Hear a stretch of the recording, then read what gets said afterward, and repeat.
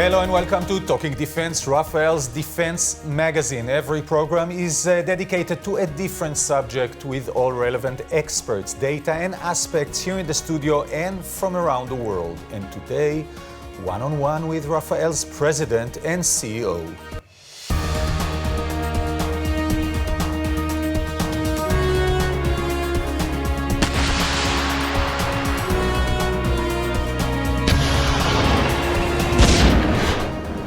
With me in the studio is Yooav Har-Aven, President and CEO of Rafaal. Thank you very much, sir, for joining me today. It's been a crazy 2020. You started it expecting one thing, you ended it receiving a totally different thing. But first, the COVID-19, the coronavirus, which forced you to change everything because you had to keep on manufacturing, but you had to do it differently. So I think that, first of all, we changed all the culture of how we manage the company.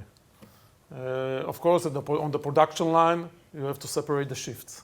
On the engineering sites and groups, you have to split the groups. The way that you connect to the customers was totally different.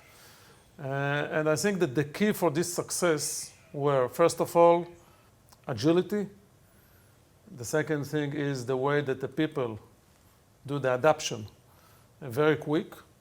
And this is the unique human resource that we have in Rafaal. The second thing is leadership. We were very focused. We gave the goals, we gave the orders. We didn't wait to someone to tell us what to do. And of course, the way that we were able to develop new approach and different ways of, managing the whole processes. One more thing, Yooav, is reliability. Your customers knew that you will get to them, you will fix what's need to be fixed, you will deliver what's need to be delivered, and the corona is not an excuse for anything. Yeah, I think that the customer appreciated very much. For example, I think today, at the end of the year, we shipped the second battery of Iron Dome. They didn't believe that we are going to supply 2 Iron Dome batteries during the year, although the COVID-19. We were able to supply just in time all the trophy system to the US Army. And this is only 2 examples, but we did it all over the world, except for few places that we had problem with the chain of supply. But I think that we achieved all our goals. I bet that when it started in about March, you were sure that this year is going to be disastrous economic-wise. It didn't end like that, right? No. How come? I think that when we started, we had a lot of discussion with our board. And they asked us to give them different scenario. So we gave the optimistic, the realistic, and the pessimistic. At the end of the year, I think we did even better than the optimistic one. How come? I think, first of all, people were very focused. We were able to give the priorities. We were able to develop new concept of managing the old processes. And I think we also were able to speak in a different way to different customers. By the way, we found that the customers became also very flexible. This changed everything for the future as well? Or when the corona is over, you will go on flying, go on selling? Or maybe the Zoom is the solution for everything? Well, I think it's a question of balance.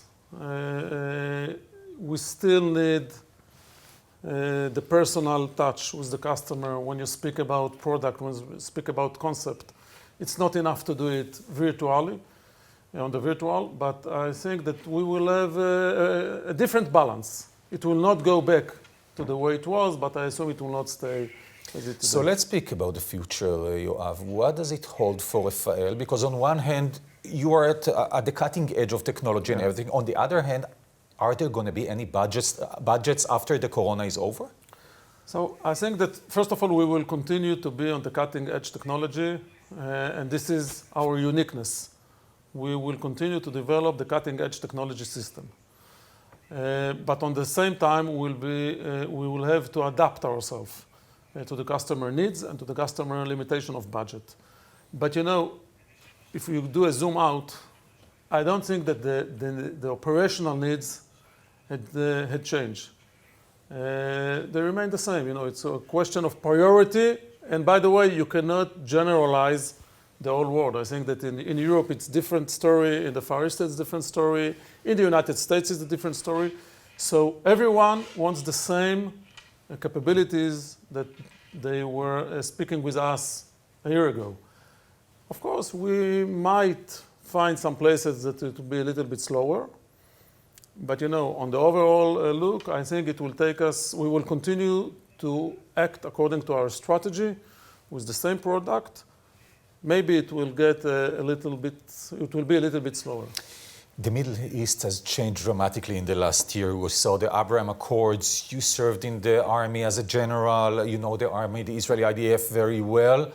How do you see the future for Rafa'el within this new Middle East? Well, I think that the challenges to the state of Israel didn't change, as a matter of fact. Oh, you speak about Iran, you speak about Lebanon, Hezbollah, the Gaza Strip. They are here and they are going to stay. There might be some opportunities. We might find some new markets. So this is on the opportunity side. But on the other hand, I think that if they will speak with us and they would like to purchase from us product, it will be only the product that are relevant to the threats. And we share the same threats, by the way. So I think there are a lot of opportunities. And looking at the future, we spoke of cutting-edge technology. It all relies on R&D. You have to have the best R&D. Yeah, I think that when you look at on the numbers, how much money do we invest in R&D? So I think that we invest more than almost 10% of our from our revenue in pure R&D, in self R&D. On top of it, you have another 75% more than that you get from the most of it from the government of Israel. So I think that we are doing almost more than 40% from our revenue is R&D. So you can imagine that 50% of the personnel in Rafa'el is doing R&D. He's working for the future, not for the present. Yeah, but again, for the future, you're speaking about 3 years from now and 10 years from now and 20 years from now. And one word about affiliations and connections around the world, because you have connections not only of customers, but other businesses that you work with, are the governments, et cetera, factories that you hold around the world. So part of our strategy is to work with local partners all over the world. So if you look at the United States, our strategy is to work with the tier 1 company. We're working with Lockheed Martin with the Spike and Loss. We're working with DRS for the Trophy, with Raytheon for the Iron Dome, and with Northrop Grumman for the Lightning Pod, and with BAE for the RCWS. On the same time, we understand that we must have a local entity in the United States, in India, in Europe, in order to make our product localized. So it's a balance between working in a team group with other companies and establish our own. So Rafa'el is an Israeli, very, very international company. Yeah. And we are going to do it in the future even more. And looking at 2021, you expect a better year than the one that ended? I think that we will go back to increase our revenue. And we will continue to develop the most advanced cutting-edge technology system, first of all, to the IDF, and then to the rest of the world. And one last question. If I asked you, what are you proud of the most in Rafa'el? The people of Rafa'el. I think that this year, they show me again that they can do everything. The sky is the limit. As a matter of fact, the space is the limit. Yoav Har-Aven, President and CEO of Rafa'el, thank you so much for joining me today. And that's all from us today. We'll be back shortly with another edition of Talking Defense. Until then, stay safe and stay tuned. Bye-bye.